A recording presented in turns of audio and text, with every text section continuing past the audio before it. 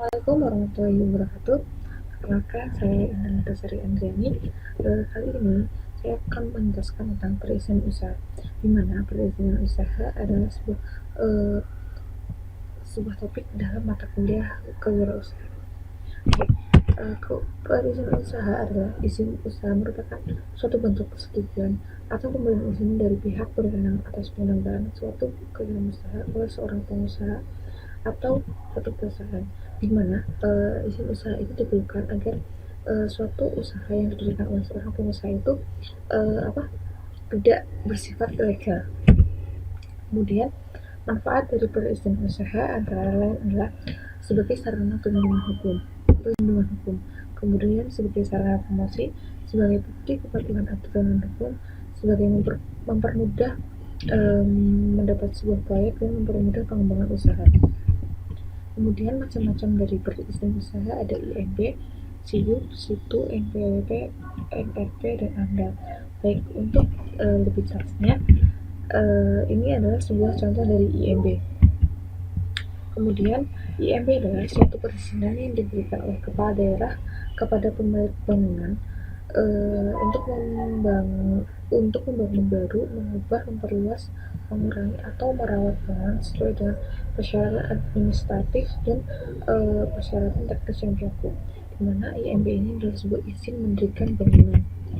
Kemudian dasar hukum dari IMB adalah Undang-Undang Nomor 28 Tahun 2002 tentang Pembangunan Gedung, Undang-Undang Nomor 26 Tahun 2007 tentang Penataan Ruang, dan Peraturan Pemerintah Nomor 36 Tahun 2005 tentang Peraturan Pelaksanaan Undang-Undang Nomor 28 Tahun 2002 tentang Bangunan Gedung. Keuntungan IMB adalah bangunan memiliki nilai jual yang tinggi, di mana sebuah bangunan yang memiliki izin akan memiliki nilai jual yang tinggi daripada bangunan yang tidak memiliki IMB. Kemudian jaminan ke depan, kemudian peningkatan status tanah dan informasi peruntukan dan rencana jalan. Persyaratan IMB antara lain mengisi formulir permohonan izin, fotokopi surat tanah, gambar konstruksi bangunan, fotokopi KTP, persetujuan tetangga, dan bukti pelunasan PBB. Kemudian SIUP atau surat izin usaha perdagangan. SIUP adalah surat izin untuk melaksanakan kegiatan usaha perdagangan. Nah, SIUP ini biasanya dimiliki oleh pedagang menengah ke bawah. Jenisnya ada SIUP kecil, SIUP menengah, SIUP besar, dan SIUP makro. Untuk manfaat memiliki SIUP sebagai alat pengesahan diberikan oleh pemerintah, sehingga kegiatan usaha tidak terjadi masalah perizinan atau usaha yang dijalankan itu tidak bersifat ilegal. Kemudian dengan menggunakan surat izin usaha dagang dapat memperlancar perdagangan ekspor dan impor. Kemudian sebagai syarat untuk mengikuti kegiatan lelang yang diselenggarakan oleh pemerintah, persyaratan mengajukan SIUP antara lain fotokopi KTP penanggung jawab, pas foto ukuran 3x4 dengan latar belakang merah sebanyak 2 lembar, fotokopi NPWP, fotokopi akte pendirian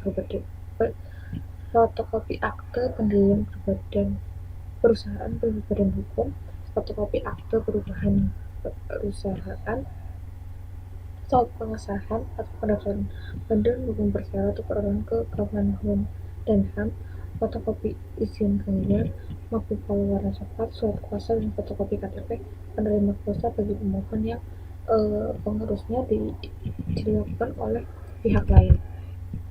Kemudian adapun syarat perpanjangan SIUP adalah fotokopi KTP penanggung jawab, pas foto ukuran 3x4 dengan latar belakang merah 2 lembar, fotokopi NPWP, SIUP asli dan fotokopi yang berlaku sebelumnya, fotokopi akte pendirian usaha, fotokopi pengesahan atau pendaftaran badan hukum, fotokopi izin gangguan, dan map Palu warna coklat. Kemudian untuk permohonan SIUP baru, syaratnya perusahaan berbadan hukum terbatas perseroan terbatas, kemudian perusahaan berbadan hukum koperasi, perusahaan yang berbentuk CV atau firma, dan perusahaan yang berbentuk perorangan. Kemudian SITU adalah surat izin tempat usaha, di mana pemberian izin tempat usaha yang tidak menimbulkan gangguan atau kerusakan di lingkungan lokasi tertentu. Jadi perbedaan antara SIU dan situ, situ mendirikan usaha di tempat yang khusus untuk mendirikan sebuah bangunan yang diperuntukkan untuk mendirikan sebuah usaha. Sedangkan untuk SIU itu masih berdekatan dengan masyarakat. Dasar hukum situ, kemudian persyaratan administratif itu, perusahaan administratif izin situ, salinan para pengurus atau pendiri badan usaha, salinan IMB yang ditempati, kemudian surat keterangan sewa, salinan bukti kepemilikan tanah, dan mengurus surat perizinan, kemudian dana atau tempat usaha yang disahkan. Prosedur berizin itu mengajukan permohonan izin kepada bupati setempat. Kemudian apabila kecamatan atau kabupaten terdapat kantor pelayanan perizinan satu atap, surat permohonan bisa ditujukan kepada camat atau bupati melalui kepala kantor pelayanan perizinan satu atap. Kemudian petugas akan memeriksa kecocokan data dan lapangan, kemudian membayar distribusi kepada pemerintah. Ini adalah NPWP atau nomor pokok wajib pajak, dan ini adalah contohnya.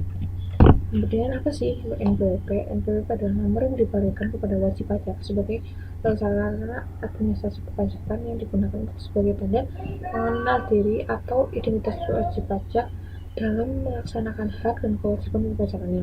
Nah, setiap warga yang baik diwajibkan untuk mempunyai NPWP.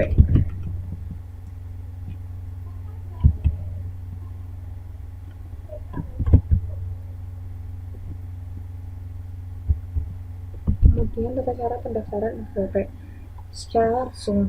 Tata cara pendaftaran NPWP secara langsung adalah mengisi formulir pendaftaran dan menyampaikan secara langsung melalui pos atau kantor pelayanan pajak atau kantor pelayanan penjualan konsultasi perpajakan. Secara elektronik bisa melalui website www.pajak.go.id. Dan kemudian adalah contoh NRP atau nomor register perusahaan. NRP adalah bukti bahwa badan usaha atau yang berbentuk perusahaan telah terdaftar. Ketentuan umum NRP. TDP dipasang di tempat yang mudah dilihat oleh umum. Nomor TDP wajib dicantumkan pada papan perusahaan dan dokumen yang digunakan. Bila rusak atau hilang, minta pengajuan tertulis kepada pendaftar perusahaan untuk mendapatkan gantinya dalam waktu 3 bulan setelah rusak. Kemudian setelah perubahan data diwajibkan dilaporkan. TDP berlaku selama 5 tahun dan diperbarui selambatnya 3 bulan sebelum masa berlaku. Ketentuan pidana, bagi yang tidak memenuhi kewajibannya diancam dengan denda penjara selama 3 bulan atau setinggi-tingginya 3 juta. Bila melakukan pendaftaran secara keliru atau tidak lengkap, diancam denda kurang selama 2 bulan atau pidana setinggi-tingginya 1 juta. Kemudian untuk surat pengajuan NPWP, akta pendirian tempat perusahaan, fotokopi KTP, fotokopi SIU, dan fotokopi NPWP.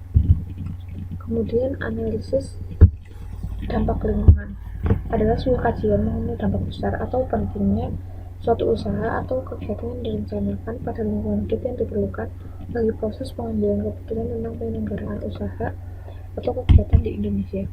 Fungsi AMDAL adalah bahan bagi perencanaan pembangunan wilayah, memberikan informasi pada masyarakat atas dampak yang ditimbulkan oleh suatu rencana usaha atau kegiatan. Kemudian membantu proses pengambilan keputusan tentang kelayakan lingkungan hidup. Awal dari rekomendasi tentang izin usaha, memberikan masukan untuk penyusunan desain rinci teknis dari rencana usaha atau suatu kegiatan. Ini sebagai scientific dokumen dan legal dokumen, memberikan masukan untuk penyusunan rencana pengelolaan dan pemantauan lingkungan hidup, kemudian izin kelayakan lingkungan.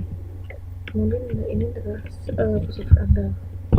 Sekian materi tentang perizinan usaha. Semoga bermanfaat dan kedepannya bisa diaplikasikan ke kehidupan yang lebih nyata. Terima kasih. Wassalamualaikum warahmatullahi wabarakatuh.